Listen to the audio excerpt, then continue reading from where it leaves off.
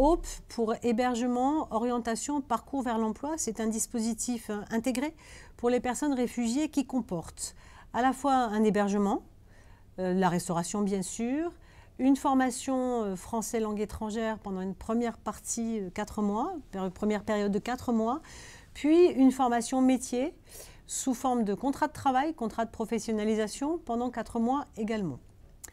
Donc on est là pour 1000 personnes, 1000 réfugiés sont concernés partout en France sur des branches professionnelles, tout particulièrement le travail temporaire, le bâtiment et les travaux publics, le commerce et la distribution, l'industrie aussi.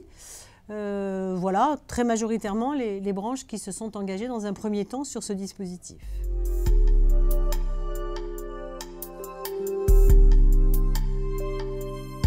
Je ne peux pas dire qu'il y a d'obstacles. Il y a eu la volonté, et je pense que c'est sain dans un premier temps d'expérimenter.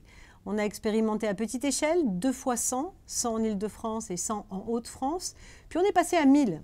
On a commencé à faire déjà plus de nombre, ce qui permettait de voir où pouvaient être les difficultés et l'organisation même pour notre agence.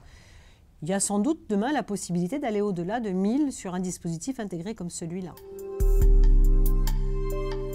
Retour d'expérience, les personnes, une fois qu'elles sont entrées dans le dispositif, on va parler des réfugiés, une fois qu'elles ont compris que c'était une opportunité dans ce pays, d'intégrer vraiment ce pays par le travail, alors une fois qu'elles y sont, ces personnes, elles s'accrochent, elles ne rompent pas, elles font le parcours jusqu'au bout. On n'a pas eu de rupture de parcours, ce qui est notable, hein, en formation, on a un taux 20-30% de rupture selon les formations. Là, toutes les personnes se sont accrochées. Sur les entreprises, elles pouvaient être inquiètes au départ.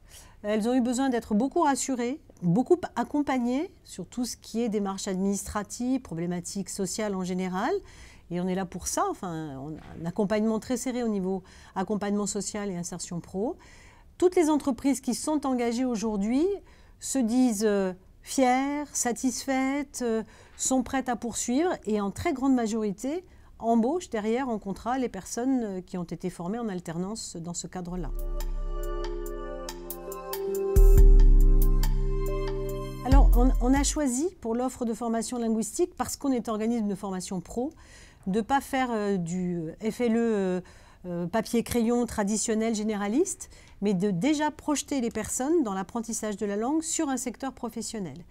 Et donc, on a fabriqué et outillé, en termes d'outils pédagogiques, le FLE à visée professionnelle dans 3 secteurs, secteur des services, service du bâtiment travaux publics et dans le cadre de l'industrie, pour que déjà les personnes voient des plateaux techniques et soient en travail, en perspective sur un projet professionnel. Et on a pu se rendre compte, par rapport à la toute première expérimentation, que les personnes allaient beaucoup plus vite, évidemment, lorsqu'il y avait un projet.